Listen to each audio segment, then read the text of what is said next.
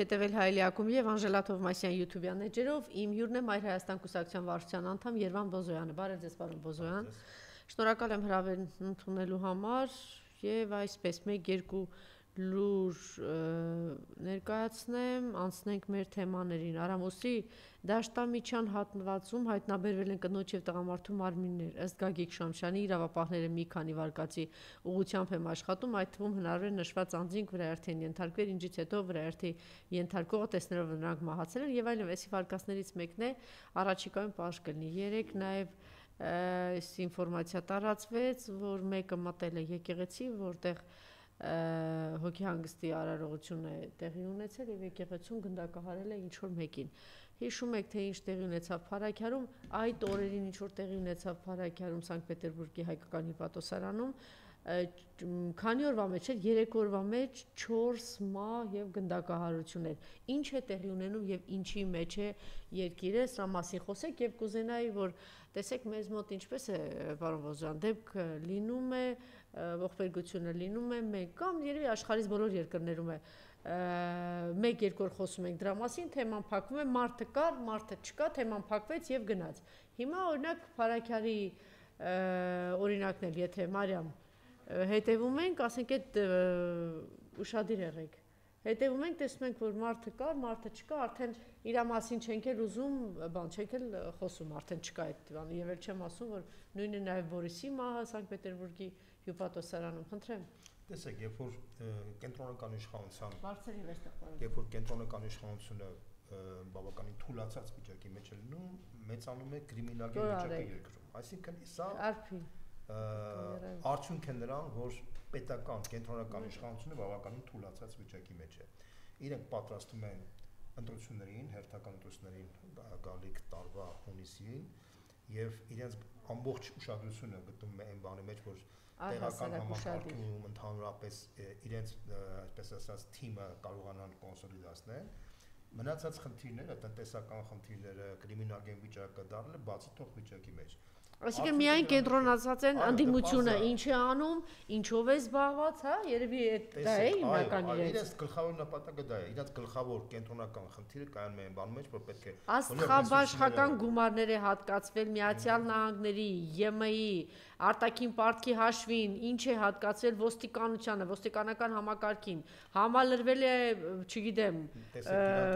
բանակից ավելի ուժեղ են էլի դարձել ոստիկանական համակարգը։ Այնքան փող ունեն, որ ԵՄ-ի կամ Միացյալ Նահանգների փողը իրենց այդքան առանձնապես հետաքրքիր չի։ Նիկոլեն շատ փող ունեն։ Իհարկե, տարեկան ես նույնպես եմ ասում, իրենց օլիգարխիկ համակարգով մոտավորապես 2-ից 3 միլիարդ դոլար փող են հավաքում ընդհանուր առմամբ իրենց օլիգարխիկ շրջանակներով։ Մի օլիգարխի ընդհանրապես բանից մոտավորապես 1.5 միլիարդ դոլարի տարեկան եկամուտ է ստանում։ Ինչ Ամերիկա կամ Այսինքն Նիկոլը հիմա առնվազն մի 8 միլիարդի տեր է դարձել։ Դուք պատկերացնում եք առանց Նիկոլի ինչ որ մի բան մեր երկրում։ Իհարկե, որ պարզի ես նույնպես եմ կրկնում, այս իշխանությունը պատրաստում է ընտրությունների, ինչեւ ընտրությունները ինքը կուտակում է ռեսուրսներ, որպեսզի, այսպես ասած, վարչական, այս ընտրական շարքի, այսպես ասած, միջոցով կարողանա մինչեւ ընտրությունները մաքսիմալ բաժանել ժողովրդին, որպեսզի այդ պահին, այսպես ասած, ժողովրդի մոտ իր վարկանիշը բարձրացնի, որ հետո անի այն ինչ որ կատարվեց Արցախի հետ։ Արցախին էլ իդեպ ասեմ, որ Նիկոլ Փաշինյանի կառավարությունը Արցախին աջակցելու մասով ամենամեծ օգնություններ տալիս, համեմատած մյուս նախկին իշխանությունների հետ կապված։ Հետո ինչ կատարվեց, սա մոտավորապես ժողովրդական ասած չաղաստում են, որ հետո վերջում լավ մորթեն։ Սա է process-ը։ Հիմա այն ինչ որ արդեն ժամանակ է անցել, Վոլոդյա Գրիգորյանի սպանությունը իր հետևանքներով, հա, եթե վաղ պիտի, մենք մի անգամ էլ ենք խոսել, եթե վաղ պիտի տարածեին, չգիտեմ, ունեցավ այդ հետևանքը ազդեցությունը։ Քիչ առաջ այստեղ Լարիսա Ալավերջյանը շատ ճիշտ ասաց, դուք ոնց ասես Մարիամ Բառացի, ոնց եք պատկերացնում, որ Չէ, ոնց եք պատկերացնում, որ հանցագործը, ասենք, կատարողը հայտարարի, որ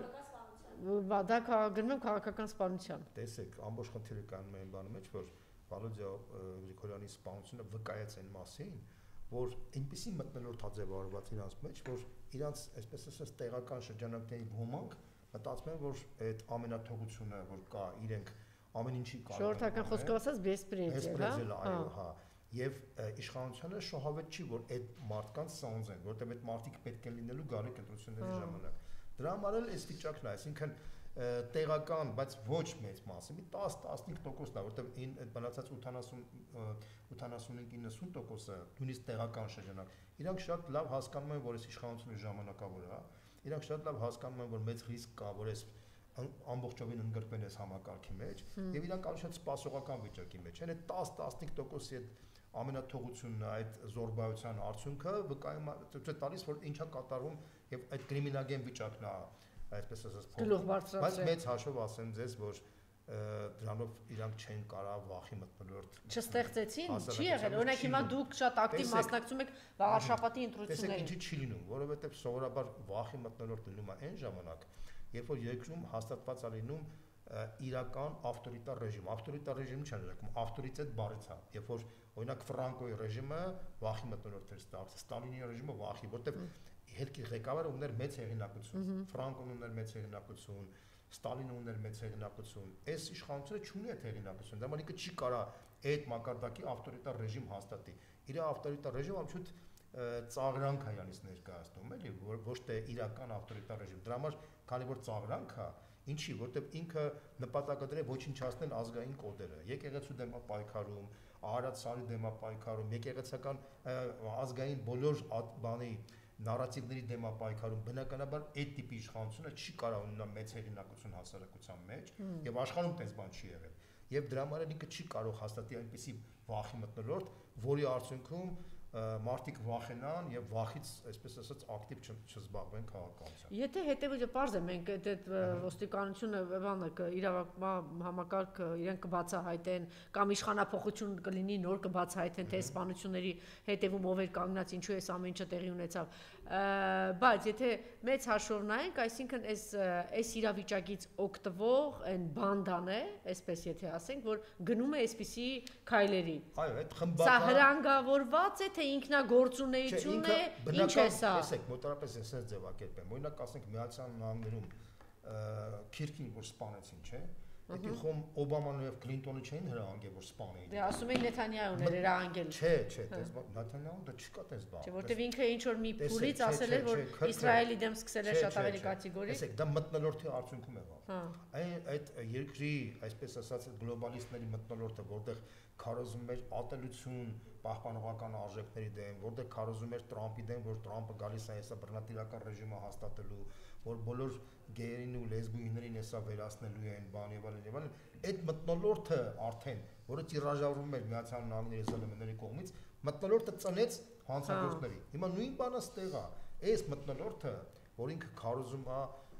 ընդդիմության դեմ, քարոզագնում ժողովրդի դեմ, ազգային ավանդույթների դեմ, ազգային կոդի դեմ, ինքը չի կարող լայն մթնոլորտ ձևավորի հասարակության մեջ, բայց իր ներքին շրջապատում առաջանում է այդ մթնոլորտը եւ տեղական մակարդակով մարդիկ մտածում են, որ իրենք արդեն կարելի է, եթե իրենք ուսակցության ներկայացնեն, իրենց իշխող ուժի ներկայացնեն, սա է ամբողջ խնդիրը։ Կարող ենք նաև ասել, որ պայքարի մեջ մտած մարդիկ, եթե այդ տեսանկյունից մոտենանք, պոտենցիալ թիրախավորված են, ես չգիտեմ, այդ բանդայի կողմից, այդ ինքնագործունեությամբ կամ այս բարձի թողիճակից, պոտենցիալ բան թիրախում են գտնվում։ Պոտենցիալ թիրախում կան, բայց դա չի նշանակում, որ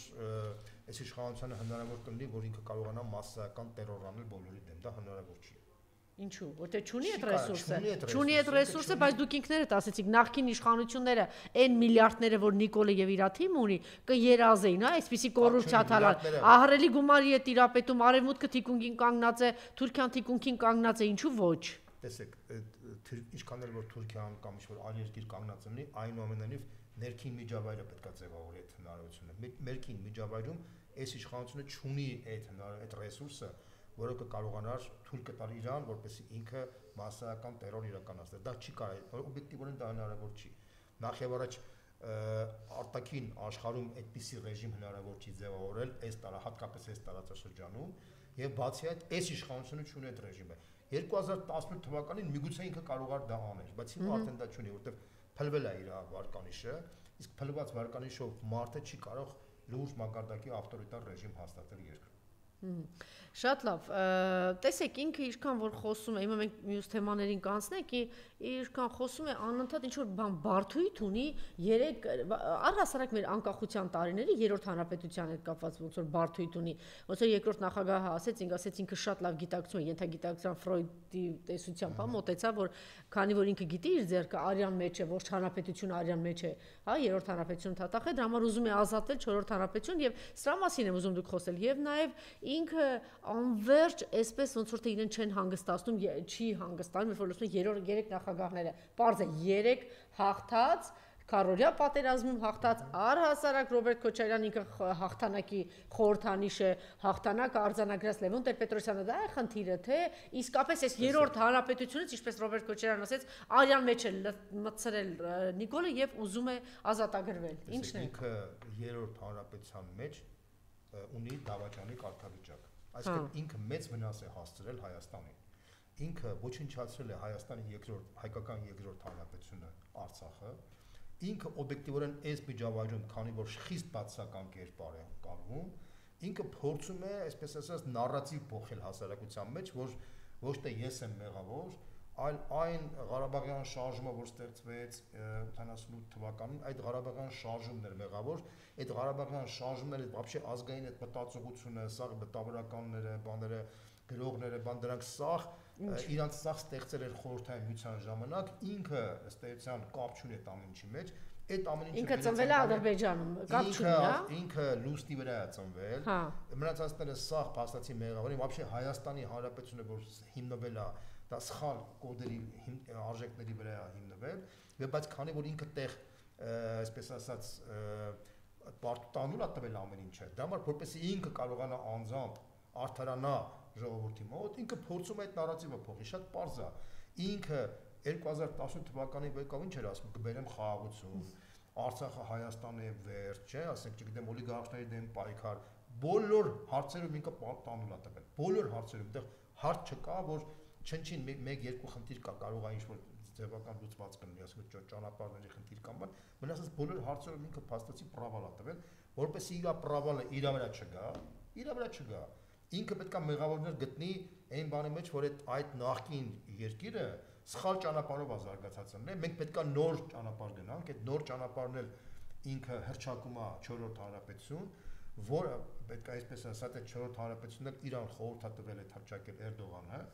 որպեսզի այդ 4-րդ հանրապետությունով շատ սահուն կերպով անցնեն Արևմտյան Ադրբեջանի պրոյեկտի կյանքի կոչմանը, սա ամբողջ խնդիր է, բայց հասարակության մեծ մասը դա արդեն